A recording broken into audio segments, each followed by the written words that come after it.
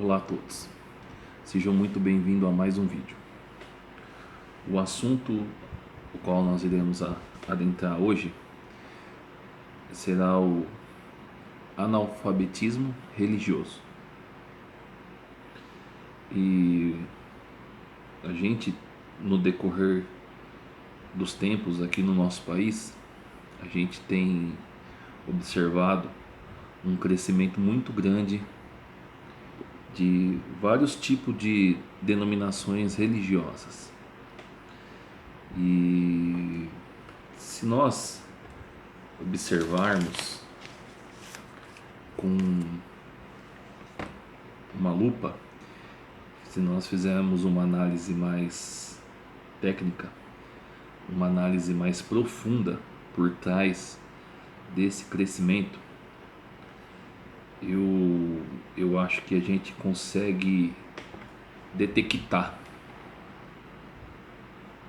o porquê que essas instituições religiosas têm se alavancado tanto nos últimos anos. Em primeiro lugar, eu quero falar que a minha crítica sobre o analfabetismo não é um deboche, não é uma ofensa. Eu não quero aqui ofender ninguém, eu não estou chamando ninguém de burro. Também não sou contra as práticas religiosas. Eu acho que o nosso país, o Brasil, é um país livre e a gente tem que respeitar a opção de cada indivíduo. Então é assim. Mas também eu não posso ficar omisso com relação às vantagens, aos benefícios que muitas instituições religiosas têm obtido graças a o analfabetismo religioso. Por que eu falo isso? Eu fui membro de uma instituição neopentecostal durante 12 anos e era muito comum a prática dessa instituição manipular a palavra de Deus, manipular a Bíblia, com o objetivo de arrecadar dinheiro, de angariar dinheiro. E a gente demorou para mim perceber. Por quê? Embora eu sei ler muito bem, embora eu até tenha uma certa facilidade de interpretação de muitas coisas, eu confesso que durante esses 12 anos dentro dessa instituição religiosa neopentecostal, eu consegui ser manipulado pela palavra de Deus. Por quê? Porque eu tentava ler a Bíblia da forma que eles leem. Então eles manipulavam a Bíblia e aquilo ali se tornou algo, como assim eu posso dizer? Aquilo se tornou algo, uma coisa que eu devesse aplicar no meu dia a dia. Então, da forma que a Bíblia era lida naquela instituição, eu também lia daquela forma. Mas o que acontece? Como eu abri os meus olhos? Porque eu comecei a perceber, através da lógica, que aquilo ali era um círculo e não saía daquilo. Então, era sempre os mesmos assuntos, sempre os mesmos versículos usados da palavra de Deus. Então, aquilo começou para mim já a perder o sentido. E como aquela instituição a qual eu fiz parte, ela não tem uma escola bíblica, então aí já é algo a ser questionado, o porquê de não ter escola bíblica. Então eu comecei a pesquisar. Eu comecei a pesquisar por interesse próprio, embora dentro daquela instituição religiosa existiam muitas críticas a quem, como é dito no verbo, no dito popular, pular cerca, né? Eles criticavam muito quando as pessoas pesquisavam, as pessoas queriam ter acesso a outros autores, a outros estudiosos. Então, até nisso eles conseguiam trabalhar na cabeça das pessoas e inclusive na minha. Eles eles pegavam e diziam que você tem que ler as obras da igreja, que você tem que ler os livros da instituição, esses livros feitos pelos líderes. Então,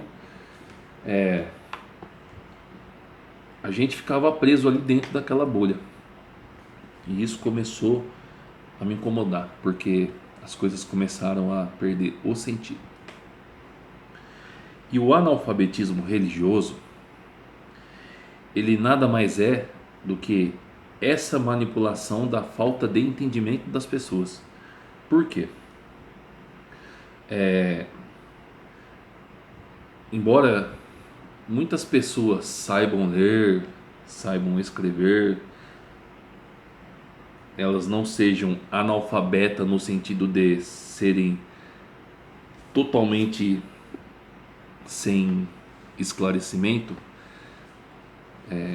sem a didática, mas eles usavam a palavra da Bíblia para confundir a cabeça das pessoas. Ou seja, o analfabetismo ele pode ser aplicado da seguinte forma: você não consegue entender o que você lê.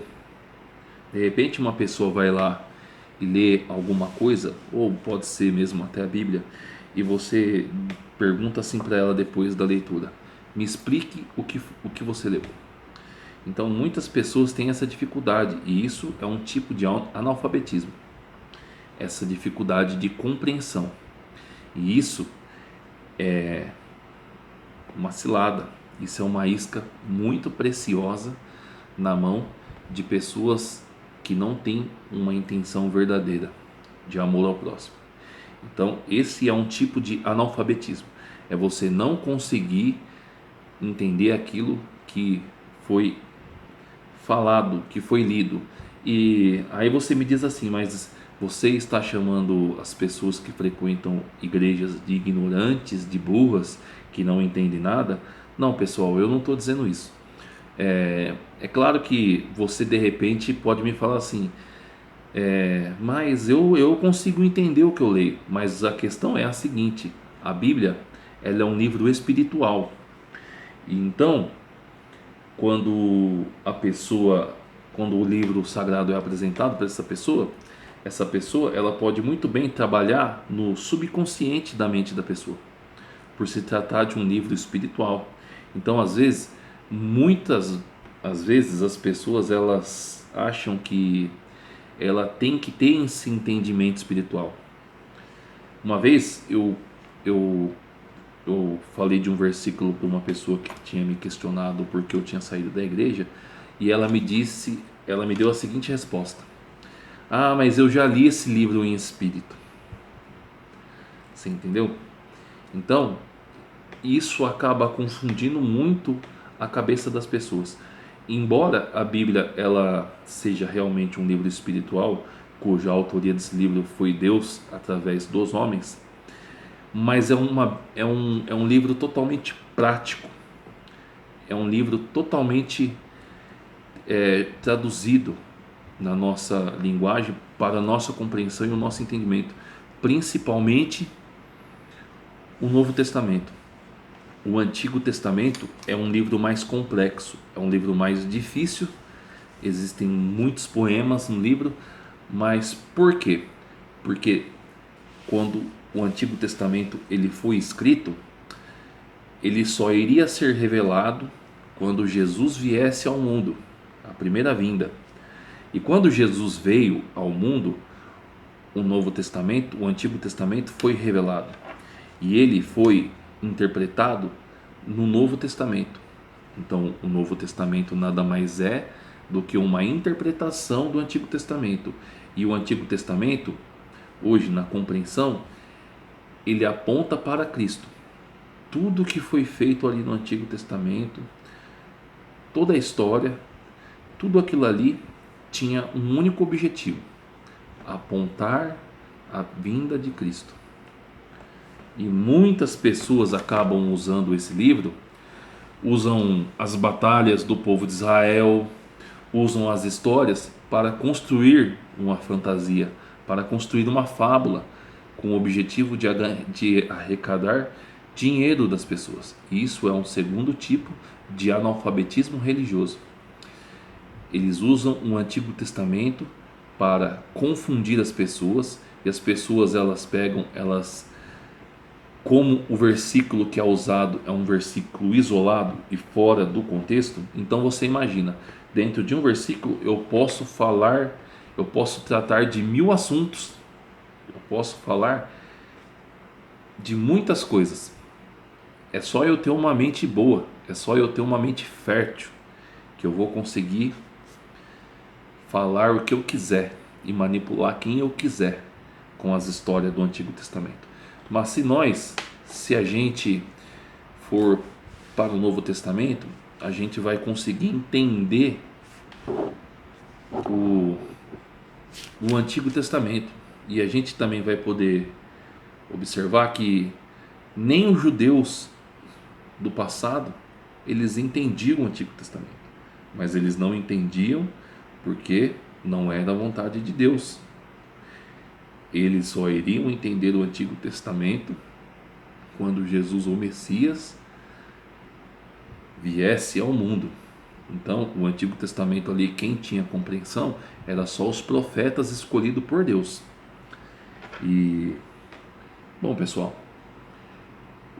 um outro tipo de analfabetismo religioso: as ondas, as modinhas nas instituições religiosas. Eu estava lendo um post nas redes sociais, e uma pessoa, ela fez a seguinte declaração: volte para Jesus porque ele sente sua falta. E eu fiquei pensando, o que é voltar para Jesus na mente dessa pessoa? O que seria voltar para Jesus? E eu também fiquei pensando, como ela sabe que essa pessoa não está com Jesus? A gente pode ter uma resposta. A gente sabe que quando a gente faz parte de alguma instituição religiosa, assim como eu já fiz, e de repente a pessoa ela para de frequentar essa instituição religiosa, ou porque ela viu uma coisa muito grave, que ela viu que de repente não teria uma mudança, ou porque a doutrina que estava sendo ensinada ali estava fora da Bíblia e ela percebeu, ela conseguiu ter um entendimento. Bom, enfim, essa pessoa ela pode, por inúmeras razões, de repente resolver trilhar o caminho dela, que na minha opinião não tem problema nenhum. Então eu fiquei pensando, por que essa pessoa disse isso? Mas ela disse isso porque existem outros tipos de analfabeto dentro da instituição que ela frequenta que compartilham dessas ideias. Então ali, nada mais, nada menos, ela estava dizendo que as pessoas que estão fora de uma instituição religiosa estão fora da presença de Deus, e isso é um completo absurdo. Porque a pessoa que tem a compreensão do Evangelho, que conhece o Evangelho, que Deus revelou para ela o Evangelho, ela sabe que só a fé pode salvar o indivíduo. O indivíduo ele é justificado pela fé. Ou eu estou enganado? Vamos aqui lembrar então de um exemplo. Aquele ladrão, ele não tinha denominação nenhuma, ou tinha? Ele pertencia a alguma instituição religiosa? Ele era dizimista? Ele era ofertante? Eu acho que não. Então, Por que Jesus teve misericórdia dele? Porque ele foi alcançado pelo perdão. Ele foi alcançado pelo perdão porque ele reconheceu que aquele que estava ao teu lado era o Messias, o qual não era digno e não merecia estar ali. E Jesus lhe deu a seguinte resposta. E digo mais, aquele homem pegou e falou: nós merecemos o nosso castigo, mas o que esse homem fez para estar aqui? Jesus olhou para aquele homem, para aquele ladrão e disse: ainda hoje estará comigo no paraíso. Então, a pessoa usar esses argumentos, esses artifícios que ela infelizmente aprende dentro da própria instituição e ela não pensa, ela não raciocina para falar, e ela acaba fazendo parte dessas ondas, dessas modas, dessas práticas religiosas, e a gente jamais deve ofender alguém, a gente jamais deve questionar alguém, dizer ou não para a pessoa se ela está ou não está na presença de Deus, porque pelo que eu me lembro também no Evangelho, o próprio Senhor Jesus disse que ele não veio para julgar. Quem julga é o Pai, é Deus. Então quando eu falo para fulano, fulano, você precisa voltar para Deus, eu estou julgando aquela pessoa, sem ela saber, sem eu saber da vida dela. Então, isso é um tipo de analfabetismo usado nas instituições religiosas. Essa onda. Outro tipo de analfabetismo. Riqueza da instituição. Bom, muitas instituições aí alegam para os seus membros que se elas mentissem, que se elas brincassem com a palavra de Deus, elas não existiriam. Deus não permitiria a existência dessa pessoa. Pessoal, isso é um tipo de analfabetismo religioso e isso também é uma isca. Porque se a gente aqui for parar para pensar, vamos parar para pensar aqui, tá? Você está falando para mim que a riqueza, o sucesso da instituição religiosa está ligado à permissão divina. É isso, tá? E essas instituições que alegam isso são instituições aí que no máximo estourando tem 50 anos de existência, vamos se dizer assim. Tem mais velho, vamos chegar lá. Bom, a instituição ela usa esse pretexto, né? Essa desculpa. Deus jamais permitiria que a gente brincasse com o nome dele, viu? Meu amigo, tudo que acontece no mundo, tanto de coisas boas ou de desgraça, está tudo sobre o governo e a soberania de Deus. Quantos anos mesmo o Egito afrontou ao Criador? Quantos anos aproximadamente? Aquele povo foi um povo próspero, foi um povo rico que escravizava os hebreus. Bom, vamos se dizer aí, mais de 400 anos, certo? O que dizer de outra instituição religiosa aí que usa de imagens, que usa de homens que, segundo elas, são santos, que são o próprio Deus aqui na Terra? Eu não vou citar nome, mas eu acho que você deve, quando eu falo de imagem assim, você já deve aí ter associado na sua cabeça qual instituição eu estou falando. Bom, pessoal, essa instituição religiosa ela tem aproximadamente mais de 1500 anos, mas ela só existe porque Deus assim permite. A gente vê pessoas ricas que não acreditam em Deus, pessoas que quantos bilionários aí da nossa terra, pessoas que já passaram de geração em geração, e essas pessoas são ricas, são bem-sucedidas e não estão nem aí para Deus e praticam muita maldade. Então, eu acho que essa justificativa ela deve sim ser questionada. Devemos questionar e ir atrás dessa mentira, dessa falsa propaganda de sucesso, muitos vêm sendo enganados. Milagres, curas, outro tipo de analfabetismo religioso. Muitas pessoas têm dificuldade. Existem sim pessoas analfabetas que elas leem e não entendem, e também existe aquelas pessoas, o grupo de pessoas que não entendem nada, que não sabem nem ler. Então, é muito comum uma pessoa dessa receber um convite de participar de uma instituição religiosa para conhecer o trabalho. De repente essa pessoa está lá, ela não sabe ler, ela nunca ouviu falar de Deus, e ela vê ali um aleijado levantando. Ela vai ficar surpresa, ela vai falar: opa,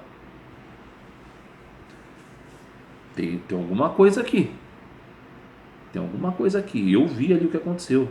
Ou ela vê pessoas com feridas que se cicatrizam, enfim, existem milhares de curas, milhares, e a gente pode observar aí todo dia essas instituições religiosas se gabando, colocando seus testemunhos, pessoas falando da televisão, e olha, essa pessoa foi curada, e a pessoa fala assim: nossa, e de repente também a pessoa ela pode até ter um problema, ela pode estar passando por um momento difícil, ela pode estar passando por uma enfermidade, e aí, opa, a isca ela é lançada para aquela pessoa.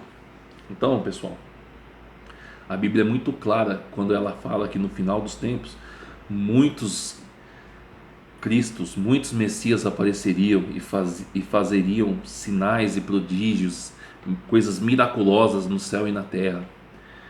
Então, se eu fosse você, eu questionava também essa prática. Isso não significa absolutamente nada, e você pode estar sendo enganado por se iludir com essas coisas.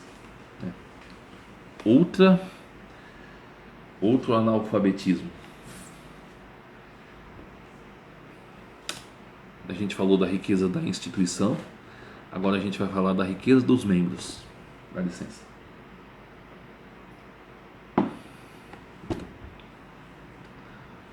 Muitas instituições aí têm pregado, têm ensinado a seguinte doutrina: a pessoa que tem uma vida simples, ou uma pessoa que até de repente está desempregada, a pessoa está passando uma dificuldade tremenda, o que elas alegam? Elas alegam que essas pessoas estão sendo oprimidas por uma possessão demoníaca, assim também como os enfermos, viu? Não são só os que estão duros, não, os enfermos também. Mas a riqueza, e isso também tem sido uma isca muito usada nessas instituições. A riqueza, eles alegam que se a pessoa tiver desempregada, tiver passando uma dificuldade financeira, essa pessoa ela está sendo vítima de uma maldição, de um mal. Existe um mal na vida dela. Outra mentira, porque se a gente for observar no Evangelho, vamos ver aqui no livro de 1 Timóteo capítulo 6, a partir do versículo 6.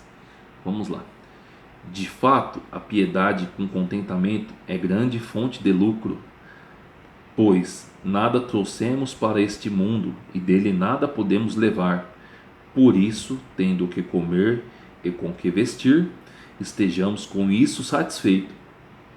Os que querem ficar ricos caem em tentação, em armadilhas e muitos desejos descontrolados e nocivos, que levam os homens a mergulharem na ruína e na destruição.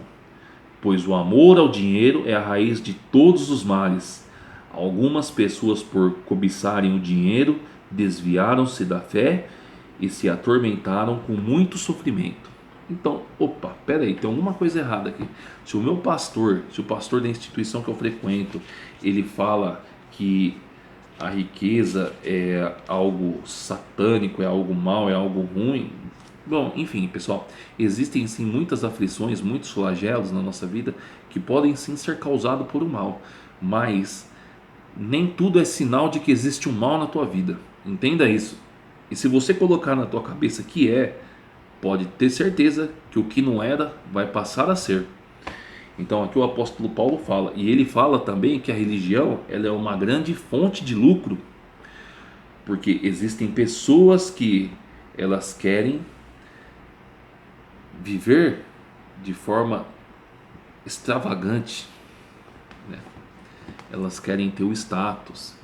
É como a instituição que eu ensinava dizia: você acredita num Deus grande, num Deus todo-poderoso, então na tua garagem não pode ter qualquer carro, tem que ter o melhor carro. A tua casa não pode ser qualquer casa, tem que ser a melhor casa na rua. Isso, pessoal, é tudo mentira. O apóstolo Paulo aqui ele fala: tendo o que comer, tendo o que beber, de nada trouxemos para esse mundo, nada iremos levar. Então, é claro que a gente tem que estudar, a gente tem que procurar ter o melhor em tudo isso. De tudo isso não é mal, não é ruim ter uma vida boa para quem quer ter, para quem quer escolhe trabalhar, alcançar o seu sonho. Mas pessoal, não podemos ligar isso ao evangelho. Não podemos dizer que isso é sinônimo de Deus estar ou não na vida da pessoa. Isso é uma tremenda idiotice. Isso é um tipo de analfabetismo. De repente a pessoa está lá passando dificuldade, ela não consegue achar um emprego, aí me vai um lá e fala para ela: tem um demônio na tua vida. Ela não sabe o que ela está falando.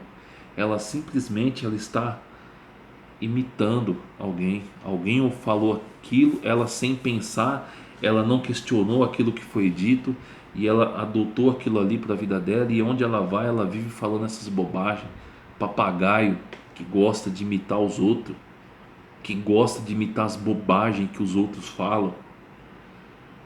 Então, a gente tem que pensar quando a gente ouve alguma coisa, e principalmente quando sai da boca de um líder religioso, a gente tem que questionar. Não caia nessa armadilha que eles alegam que quando a gente não fala amém para aquilo que eles falam, nós estamos sendo rebelde, estamos tendo maus olhos. Isso é mentira.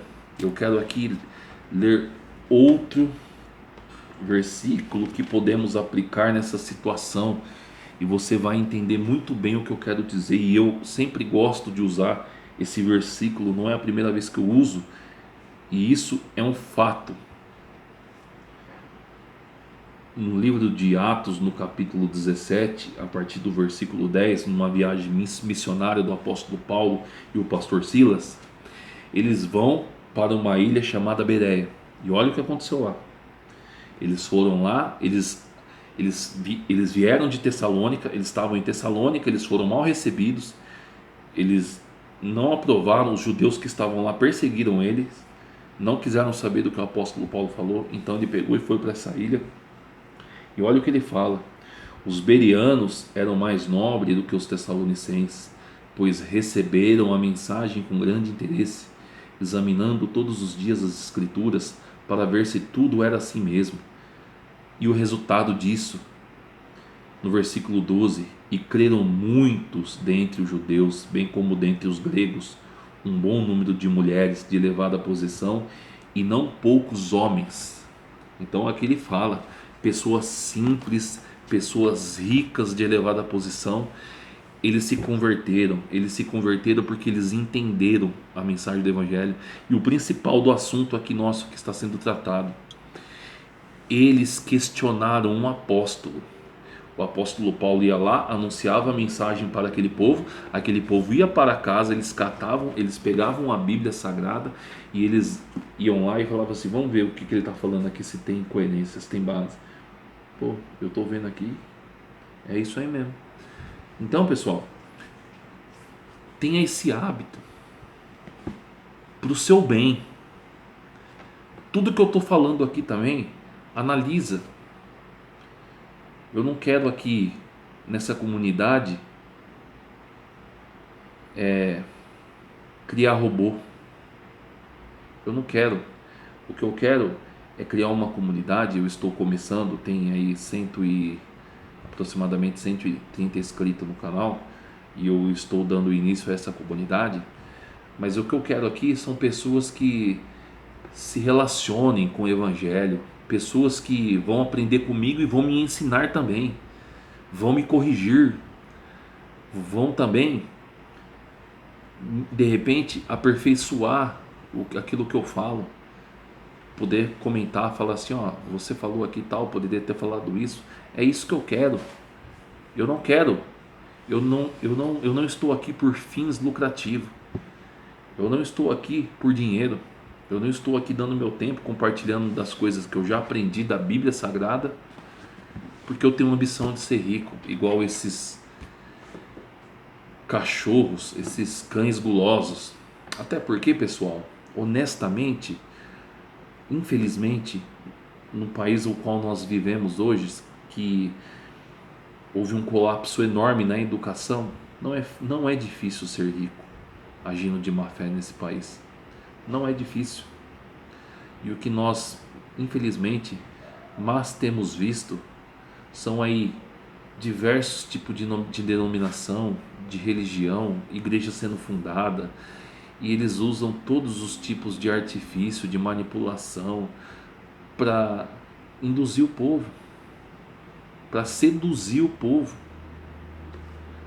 Então, nós devemos nos apegar às Escrituras, questionar tudo que é falado, estudar a Bíblia. É prazeroso, é um prazer estudar a Bíblia, é um prazer estudar cada livro, cada versículo, cada capítulo, cada vez mais e mais e mais, e não da forma que eles nos ensinaram.